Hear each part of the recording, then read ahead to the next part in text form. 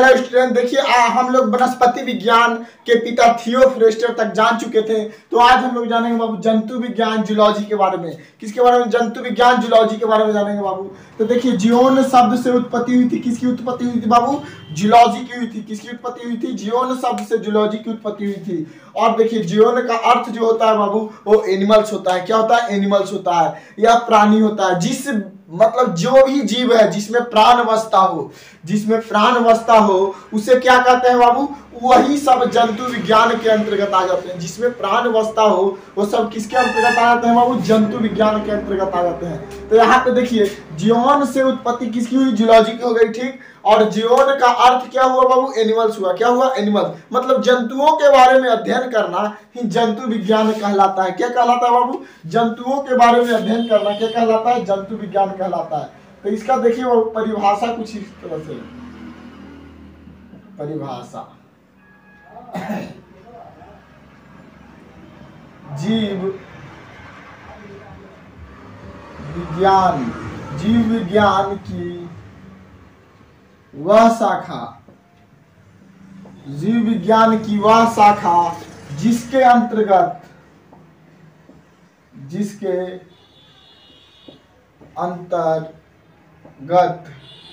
जीव विज्ञान की वह शाखा जिसके अंतर्गत प्राणियों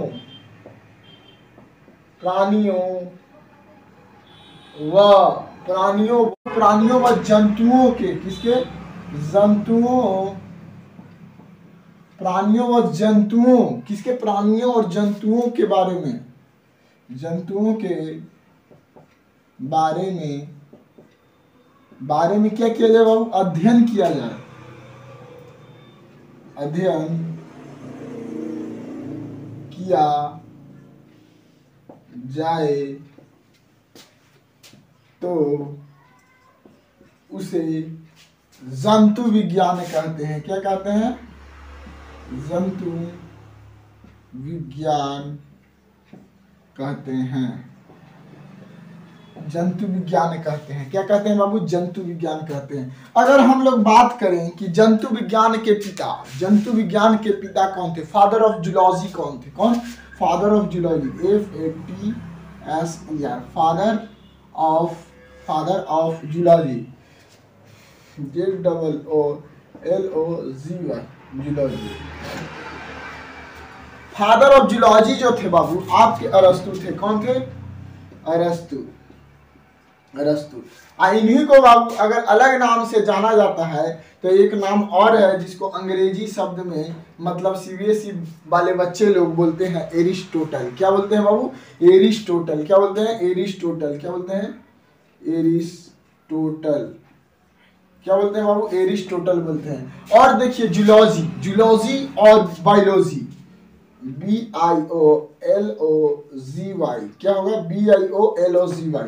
मतलब जूलॉजी और बायोलॉजी के मतलब जो दोनों के जो जनक थे एक ही थे। कौन थे बाबू? एक ही थे। या फिर अरस्तु को कहिए या फिर एरिस्टोटल, तो दोनों जो है ना बाबू एक ही व्यक्ति है। कौन है? एक ही वो व्यक्ति है। क्या है? एक ही व्यक्ति है। मतलब फादर ऑफ जूलॉजी और फादर ऑफ बायोलॉजी के जो जनक थे वो एक ही थे। मतलब कोई और नहीं थे, एक ही व्यक्ति थे, ठीक ना। तो इसको क्या हो गया बाबू? इसको आप लोग क्या कीजिए, अपना कॉपी में नोट कर लीजिए। अब नेक्स्ट टॉपिक की ओर हम लोग प्रस्थान। वनस्पति विज्ञान के पिता कौन थे? तो थियोफ्रेस्टर थे। और जंतु विज्ञान के पिता अरस्तु, जिनको हम लोग एरिस्टोटल भी बोलते हैं बाबू। क्या बोलते हैं? एरिस्टोटल भी बोलते हैं। अब देखिए बाबू टॉपिक, अब हम लोग टॉपिक से चलते हैं। क्या बाबू? TOPIC, topic. क्या टॉपिक पे बात करेंगे बाबू? तो टॉपिक आज का रहेगा बाबू, टॉपिक आज का रहेगा कोशिका। क्या रहेगा? कोशिका। आज की जो टॉपिक है बाबू क्या है? कोशिका।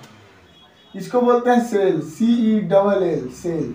देखो बाबू सेल मतलब बैटरी भी होता है, लेकिन हम लोग अगर जीव विज्ञान में पढ़ेंगे हम लोग के बॉडी में जो सेल है वो किसको हिंदी में उसको क्या बोलते हैं? कोशिका बोलते हैं।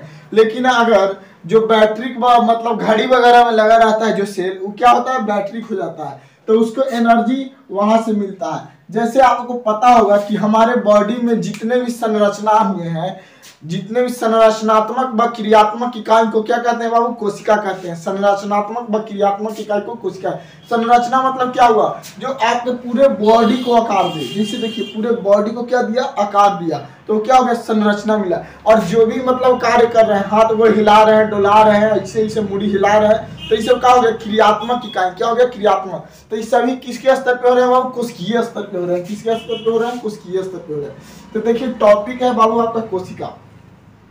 तो यहाँ पे सबसे पहले बाबू लिखेंगे परिभाषा। क्या लिखेंगे? परिभाषा। परिभाषा। तो देखिए बाबू कोशिका की परिभाषा है कि कोशिका जीवन की, क्या लिखेंगे? कोशिका जीवन की, कोशिका जीवन की संरचनात्मक, क्या बाबू?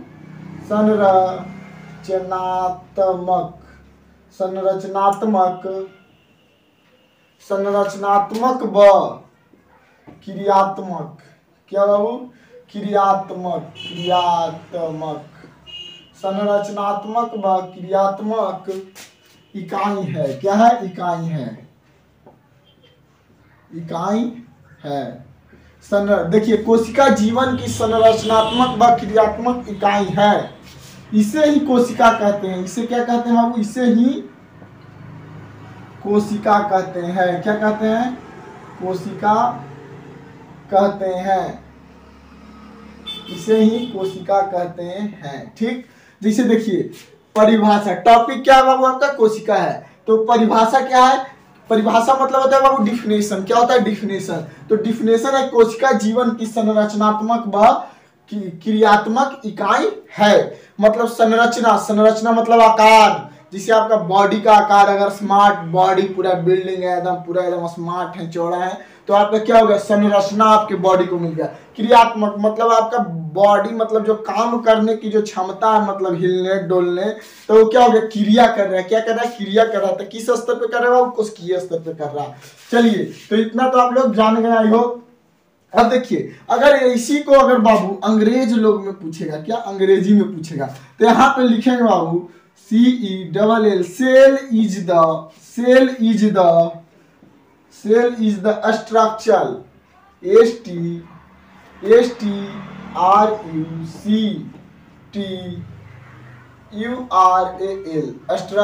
STRUCTURAL and functional,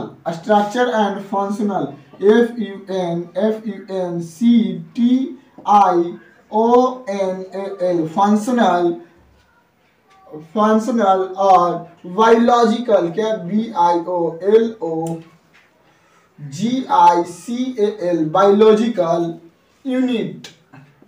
biological unit of an organism, ORGANISMS,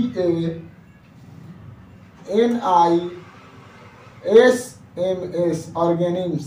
जैसे देखिए अगर अंग्रेजी में डिफिनेशन, तो cell is the structural and functional और biological unit of an organism. मतलब हमारे शरीर में स्ट्रक्चर मतलब क्या हो गया? संरचना। स्ट्रक्चर मतलब क्या हो गया? संरचना। और क्या हो रहा है? फंक्शनल मतलब क्रिया, मतलब फंक्शन, मतलब जैसे कोई भी कार्य करते हैं तो कैसे कहते हैं कि हमारे क्या फंक्शन है, तो कोई कार्य रहता है तब ना बोलते हैं फंक्शन है। तो क्या फंक्शनल। अब बायोलॉजिकल मतलब क्या हुआ? आपका जीवन। क्या हुआ? आपका जीवन। ठीक ना। तो उसी तरह cell is the structural and functional और बायोलॉजिकल यूनिट ऑफ ऑर्गेनिज्म, मतलब हमारे शरीर की संरचना व संरचनात्मक व क्रियात्मक इकाई को क्या कहते हैं? कोशिका कहते हैं। ठीक ना। तो उसी तरह से मतलब जो शरीर का जो संरचना मिला हुआ आपका बॉडी का स्ट्रक्चर हो गया, आपकी क्रियात्मक मतलब उससे जो कार्य कर रहे हैं। ठीक ना। तो इतना आपको हो गया होगा बाबू। अब देखिए अब इस बात को, तथ्य को बाबू यहाँ पे समझना है। जैसे देखिए कोशिका, किसकी बात करेंगे बाबू? कोशिका की बात करेंगे। कोशिका की अगर बात करते हैं बाबू, तो कोशिका तो है, ठीक, कोशिका तो है, तो ठीक, कोशिका तो सबसे छोटी यूनिट हो गई हमारी बॉडी। जैसे आप घर वहां पे जो बना हुआ देख रहे हैं, तो पहले तो ईंट की आवश्यकता होगी। क्या होगी? ईंट की आवश्यकता होगी। ठीक। और ईंट के बाद क्या? ईंट को अगर सबको जोड़ेंगे तो क्या बनेगा बाबू? दीवार बनेगा। तो उसी तरह कई सारे जब कोशिका मिलेंगे बाबू, तो क्या आपका निर्माण होगा? उत्तक का निर्माण होगा। किसका निर्माण होगा? उत्तक का निर्माण होगा। और जब एक दीवार का निर्माण हो जाएगा बाबू तो कई सारे दीवार मिलेंगे, कई सारे जब दीवार मिलेंगे तो आपका क्या बनेगा, कई सारे दीवार मिलेंगे तो ये वो क्या होगा, कमरा बनेगा। क्या बनेगा बाबू, कमरा बनेगा। तो कई सारे कोशिका मिले तो उत्तक बना, उत्तक मिलेंगे तो क्या बनेगा बाबू, अंग बनेगा। क्या बनेगा, अंग बनेगा। और कई सारे जब अंग मिलेंगे तो क्या बनेगा बाबू, अंग तंत्र बनेगा। क्या बनेगा, अंग तंत्र बनेगा, अंग तंत्र, अंग तंत्र बनेगा। और कई सारे अंग तंत्र मिलेंगे बाबू तो क्या बनेगा, पूरा का पूरा आपका शरीर, पूरा का पूरा आपका क्या बन जाएगा, बॉडी बन जाएगा। जिस तरह कई सारे ईंट मिले तो क्या बना, दीवार बना। और कई सारे दीवार मिले तो क्या बना, कमरा बना। और कई सारे जब कमरा मिले बाबू तो क्या बना, आपका घर बना। और कई सारे घर बन गया पूरा। और उसी तरह यहाँ पे कई सारे कोशिका मिले तो उत्तक बना, उत्तक मिले तो अंग बना, अंग मिले तो अंग तंत्र बना, अंग तंत्र मिले तो क्या बना बाबू, शरीर बना। तो आई होप कितना आपको क्लियर हो गया होगा। क्या हो गया होगा बाबू, क्लियर हो गया होगा, ठीक ना। तो इसी तरह से क्या हुआ, बना। ठीक, अब देखिए इतना आपको स्क्रीनशॉट ले लीजिए। अब नेक्स्ट पॉइंट पे हम लोग चलते हैं। देखो बाबू, कोशिका जो है आपके शरीर को क्या करती है, आकार प्रदान करती है। तो इस कुछ चीज को आपको, नोट्स को बाबू आपको लिख लेना है। जैसे कोशिका जो है बाबू, कोशिका क्या, आपको क्या पढ़ना है, कोशिका पढ़ना है। अभी हम लोग कोशिका पे ही चर्चा करेंगे। किस पे करेंगे बाबू, कोशिका पे चर्चा करेंगे, जिसको बोलते हैं CELL, सेल। सेल मतलब होता है आपका कोशिका। क्या होता है बाबू, कोशिका होता है। तो कोशिका जो है बाबू, कोशिका शरीर को आकार प्रदान करती है। यहाँ आपको लिखना है बाबू, कोशिका, कोशिका शरीर को आकार, आकार प्रदान, कोशिका शरीर को आकार प्रदान करती है। तो इसे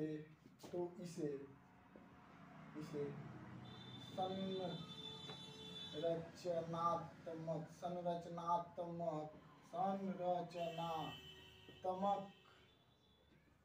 तो हम इसे संरचनात्मक इकाई भी कहते हैं।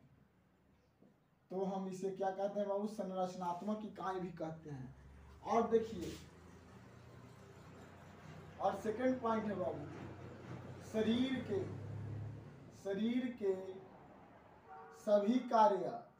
सभी कार्य कोशिकीय स्तर पर होते हैं। कहाँ होते हैं, कहाँ होते हैं बाबू, कोशिकीय स्तर पे होते हैं। कहाँ होते हैं, कोशिकीय स्तर पर होते हैं। शरीर के सभी कार्य किसके स्तर पे होते हैं बाबू, कोशिकीय स्तर पे होते हैं। तो इसे क्रियात्मक इकाई भी कहते हैं। क्या कहते हैं, क्रियात्मक इकाई भी कहते हैं, क्रियात्मक इकाई भी कहते हैं। जैसे देखिए, कोशिका शरीर को क्या करता है, आकार प्रदान करता है। क्या करता है, आकार प्रदान करता है। जैसे उधर आप बॉडी देख रहे होंगे तो उस बॉडी को क्या किया, आकार प्रदान किया। तो इसको क्या, संरचनात्मक इकाई भी कहते हैं। क्या कहते हैं, संरचनात्मक इकाई भी कहते हैं। और शरीर के सभी कार्य, जैसे देखिए वो व्यक्ति दौड़ रहा है, क्या वो व्यक्ति वहां पे दौड़ रहा है तो उसका क्या मतलब, उसका जो कोशिकीय स्तर पे कार्य हो रहा है, किसके स्तर पे कार्य हो रहा है, वो दौड़ रहा है तो सबसे ज्यादा मतलब एनर्जी कहाँ, उसको पैर को चाहिए। कहाँ चाहिए, पैर को चाहिए। तो उसका सबसे ज्यादा जो कोशिका जो एक्टिवेट है, तो कहाँ का है कोशिका, उसका एक्टिवेट उसका पैर का है। कहाँ का है, पैर का है, जिससे वो दौड़ रहा है। तो शरीर के सभी कार्य कोशिकीय स्तर पे होते हैं। तो इसे क्या कहते हैं, क्रियात्मक इकाई भी कहते हैं। क्या कहते हैं, क्रियात्मक इकाई भी कहते हैं, ठीक ना। तो इतना आपको क्या करना है बाबू, नोट कर लेना है। क्या करना है, नोट कर लेना है। अब देखिए, अध्ययन, कोशिका का अध्ययन बाबू आपका साइटोलॉजी कहलाता है। क्या कहलाता है, साइटोलॉजी कहलाता है। तो CYTOLOGY, साइटोलॉजी क्या कहलाता है, कोशिका के बारे में अगर हम लोग पढ़ाई करेंगे, उसके बारे में अगर गहन जानकारी को एकत्रित करेंगे बाबू, तो क्या कहलाएगा वहां पे आपका, क्या कहला जाएगा, साइटोलॉजी कहला जाएगा। अब अगर बात करते हैं बाबू कोशिका की खोज, किसका, कोशिका का खोज। तो कोशिका का खोज कौन किया था बाबू, तो कोशिका का खोज किया था रॉबर्ट हुक। कौन किया था बाबू, रॉबर्ट हुक। रॉबर्ट हुक नामक एक वैज्ञानिक ने किया था, और इन्होंने एक कॉर्क में किया था। कहाँ पे किया था बाबू? कॉर्क में किया था। और जिस कॉर्क में किया था इन्होंने कोशिका का खोज, वो मृत कोशिका था। क्या था बाबू? मरा हुआ कोशिका था। मरा हुआ कोशिका था। मरा हुआ कोशिका था। कोशिका था। रॉबर्ट हुक ने जिस कोशिका को खोजा था बाबू, वो जीवित नहीं थी। क्या थी? मरा हुआ था। मतलब वो अपना अस्तित्व में नहीं था, मरा था, मृत कोशिका था। क्या था बाबू? मृत कोशिका था। और इन्होंने जब कोशिका का खोज किया था तो उस समय जो समय था बाबू, उस समय मतलब वो जो वर्ष था 1665 ईस्वी में किए थे। कब किए थे? 1665 ईस्वी में किए थे। और बाबू अगर मृत कोशिका के बारे में और अगर जानना चाहेंगे तो उसके बारे में अगर जानते हैं तो जैसे देखिए, यहाँ कोशिका का अध्ययन क्या कहलाया बाबू? साइटोलॉजी कहलाया। तो मृत कोशिका का अध्ययन आपका नेफ्रॉन कहलाएगा। क्या कहलाएगा बाबू? नेफ्रॉन कहलाएगा। नेफ्रॉन क्या कहला जाएगा बाबू? आपका नेफ्रॉन कहला जाएगा। क्या कहेगा? मृत कोशिका का अध्ययन आपका क्या कहला जाएगा? नेफ्रॉन कहला जाएगा। समझे? और देखिए नेफ्रॉन कहला जाएगा। क्या कहलाएगा? इस देखिए कोशिका का खोज कौन किए? जैसे खोजकर्ता जो हुए, क्या हुए? खोज किए। खोज किए। कौन किए खोज? तो खोज किया आपके बाबू रॉबर्ट हुक। कौन किए? Robert Hooke. इन्होंने जो कोशिका को खोजा था वो मरा हुआ कोशिका था। कैसा था बाबू? मरा हुआ कोशिका था। और एक कोशिका तो जानते हैं किस में खोजे थे? कॉर्क में खोजे थे। किस में खोजे थे बाबू? कॉर्क में खोजे थे। जैसे देखिए कॉर्क कैसा रहता है? ऐसा रहता है ना। तो क्या खोजे थे? कॉर्क में खोजे थे। झिल्ली नुमा आकार की थी। झिल्ली नुमा आकार की थी, आकृति थी, जिसमें मृत कोशिका पाया गया था। क्या क्या पाया गया था बाबू? मृत कोशिका पाया गया था। तो इतना आप लोग नोट कर लीजिए। अब फिर देखिए आगे जानते हैं जीवित कोशिका के बारे में। कोशिका खोज कब हुआ था? 1665 ईस्वी में। तो उसके 9 साल बाद, कब? 9 साल बाद जीवित कोशिका की खोज हुई थी। कौन कोशिका की हुई थी बाबू? जीवित कोशिका की खोज हुई थी। तो यहाँ पे देखिए कोशिका क्या पढ़ रहे थे बाबू? कोशिका। तो जीवित कोशिका क्या बाबू? जीवित कोशिका मतलब जिसमें जान हो। तो जीवित कोशिका का खोज, जीवित कोशिका, जीवित कोशिका का खोज, क्या बाबू? जीवित कोशिका का खोज कौन किया था? जीवित कोशिका का खोज एंटनी वॉन। कौन किए थे बाबू? Antony von. कौन कहते हैं? Antonie van. Antonie van Leeuwenhoek. कौन कहते हैं बाबू? लीवेनहॉक। Antonie van Leeuwenhoek. कौन कहते हैं? Antonie van Leeuwenhoek. जीवित कोशिका का खोज एंटनी वॉन लीवेनहॉक ने किया था। कौन? एंटनी वॉन लीवेनहॉक ने किया था। किया था। जीवित कोशिका का खोज एंटनी वॉन लीवेनहॉक ने किया था। कब किया था बाबू? तो इन्होंने 9 साल बाद, तो मृत कोशिका 1665 ईस्वी में कौन खोजे थे? रॉबर्ट हुक खोजे थे। और एंटनी वॉन लीवेनहॉक ने जीवित कोशिका को क्या किया था? खोज किया था। और जब जीवित कोशिका को खोज किया था बाबू, तो कब किया था? तो 1674 में किए थे। कब किए थे? 1674 ईस्वी में खोजे थे। कब किए थे? 1674 ईस्वी में खोजे थे। कौन खोजे थे बाबू? एंटनी वॉन लीवेनहॉक ने 1674 ईस्वी में जीवित कोशिका का खोज किए थे। किसका किए थे? जीवित कोशिका का। और माइक्रोस्कोप के द्वारा खोजे थे बाबू। किसका खोजे थे? माइक्रोस्कोप के द्वारा खोजे थे। अब देखो बाबू, जीवित कोशिका खोज 1664 ईस्वी में हुआ था। अब जानते हैं कि सबसे बड़ी कोशिका इस पृथ्वी पर सबसे बड़ी कोशिका, क्या बाबू? सबसे बड़ी कोशिका कहाँ पाई जाती है? सबसे बड़ी कोशिका कहाँ पाई जाती है? सबसे बड़ी कोशिका कहाँ पाई जाती है? तो सबसे बड़ी कोशिका जो है आपका शुतुरमुर्ग के अंडे में पाई जाती है। कहाँ पाई जाती है? शुतुरमुर्ग के अंडे में पाई जाती है। कहाँ पाई जाती है बाबू? शुतुरमुर्ग के अंडा में पाई जाती है। अंडा में पाई जाती है। सबसे बड़ी कोशिका कहाँ पाई जाती है बाबू? शुतुरमुर्ग के अंडे में पाई जाती है। वहां पे देखिए आपका मेल और फीमेल शुतुरमुर्ग का फिगर दिखा रहा होगा। वहां पे आपका मेल और फीमेल शुतुरमुर्ग का क्या बोला जाता है? फिगर बोर्ड पे फोटो दिखा रहा होगा, शो कर रहा होगा बाबू। अब देखिए बाबू शुतुरमुर्ग की बात करते हैं। किसकी बात करते हैं बाबू? शुतुरमुर्ग की बात करते हैं। शुतुरमुर्ग। तो जैसे देखिए वो शुतुरमुर्ग जो है, तो इसकी जो हाइट होती है, क्या होती है बाबू? Height, HIGHT, height. तो इसका जो हाइट होता है बाबू, तो 2.7 मीटर होता है। कितना होता है? 2.7 मीटर होता है। किसका? शुतुरमुर्ग का जो हाइट है बाबू 2.7 मीटर होता है। और इसका जो वेट है क्या है बाबू? इसका जो वेट है, इसका जो वेट है बाबू 145 केजी होता है। कितना होता है बाबू? 145 केजी होता है। शुतुरमुर्ग का जो वेट है बाबू 145 केजी होता है। कितना होता है? 145 केजी होता है। ठीक ना? किसका? शुतुरमुर्ग का वेट कितना होता है? 145 केजी होता है। और इसका जो अंडा में बाबू सब इस पृथ्वी का सबसे बड़ा कोशिका पाया जाता है। इसका शुतुरमुर्ग के अंड में सबसे मतलब इस पृथ्वी का सबसे बड़ा कोशिका पाया जाता है। कहाँ पाया जाता है? शुतुरमुर्ग के अंड में पाया जाता है। ठीक ना?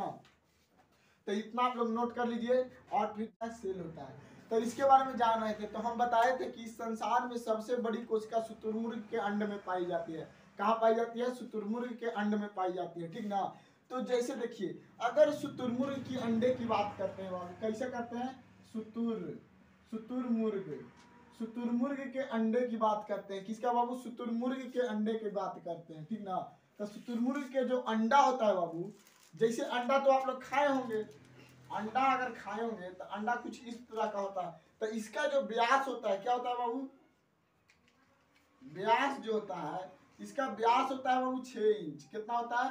6 इंच का होता है। इसका जो अंडा होता है बाबू 6 इंच का होता है। अगर इसका जो अगर आमलेट बनाइए बाबू तो 3-4 अंडा मतलब 10-12 अंडा के भी अगर आमलेट बन जाए तो एक आमलेट अगर इसका बन जाए तो आप लोग 2-3 व्यक्ति आराम से खा लीजिएगा। क्या कीजिएगा?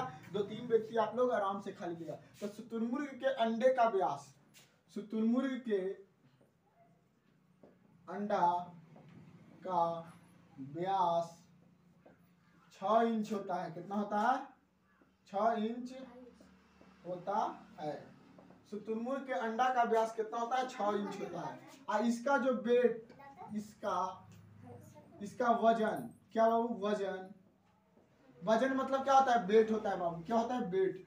डब्ल्यू क्या होता है? वेट होता है। तो WEIGHT वेट। तो वेट का मतलब इसका जो वेट है और इसका जो वजन जो होता है बाबू आपका कितना हो जाता है? 1 किलो 300 ग्राम होता है। कितना होता है? 1 किलो 300 ग्राम। जैसे देखते होंगे कि 1 किलो मुर्गा खा एक आदमी 1 किलो मुर्गा खा लेगा तो 1 किलो जो अंडा है क्या है? 1 किलो का जो अंडा है अगर उसका ऑमलेट अगर बनेगा तो कितना बड़ा हो जाएगा देखिए। तो समझे? तो इसका व्यास कितना होता है? 6 इंच का होता है। क्या होता है बाबू? 6 इंच का होता है। ठीक ना?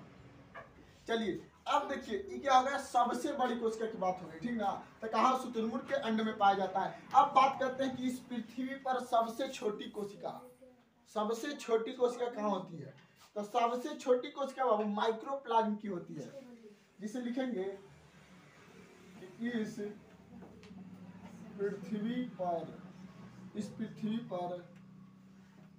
सबसे छोटी कोशिका, इस पृथ्वी पर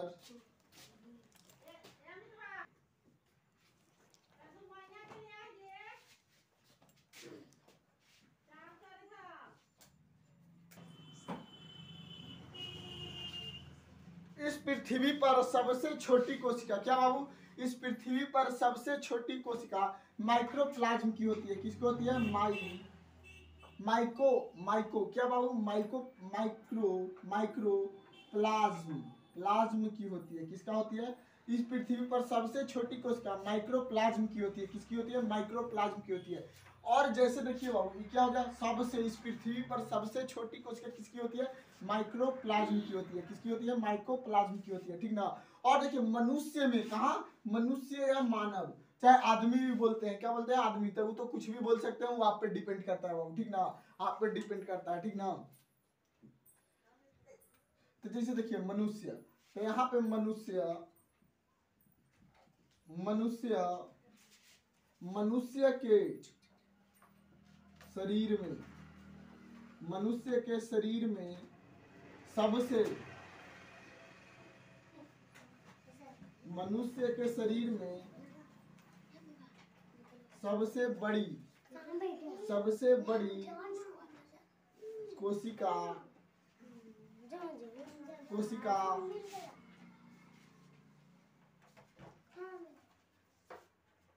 महिलाओं के अंडाणु में पाई जाती है, अंडाणु में पाई जाती है।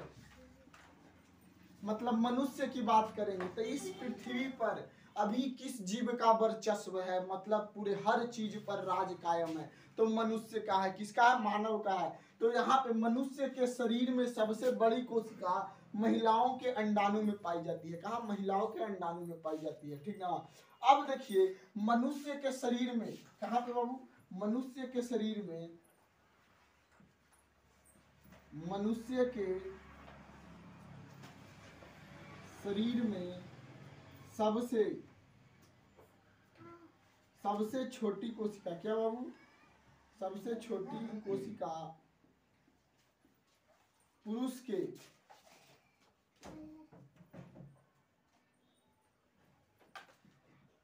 के शुक्राणु में, कहाँ में बाबू? पुरुष के शुक्राणु में पाई जाती है, शुक्राणु में पाई जाती है। जैसे देखिए मनुष्य के शरीर में सबसे छोटी कोशिका, बड़ी कोशिका कहाँ? महिलाओं के अंडाणु में हो गया।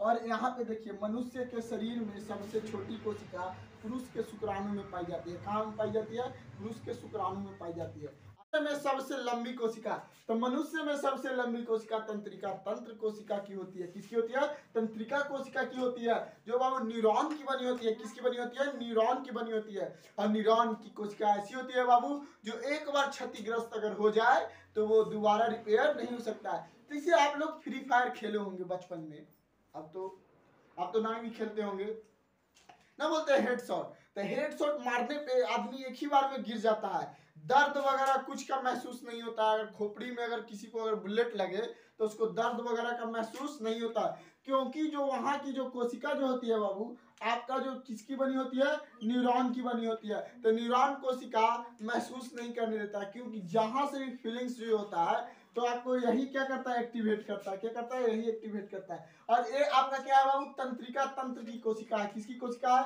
ये जो है आपका जो फिगर बना हुआ है ये आपका तंत्रिका तंत्र की कोशिका है, ठीक ना। इसको हम लोग क्या बोलते हैं बाबू? तंत्रिका तंत्र बोलते हैं। क्या बोलते हैं? तंत्रिका तंत्र बोलते हैं, ठीक ना।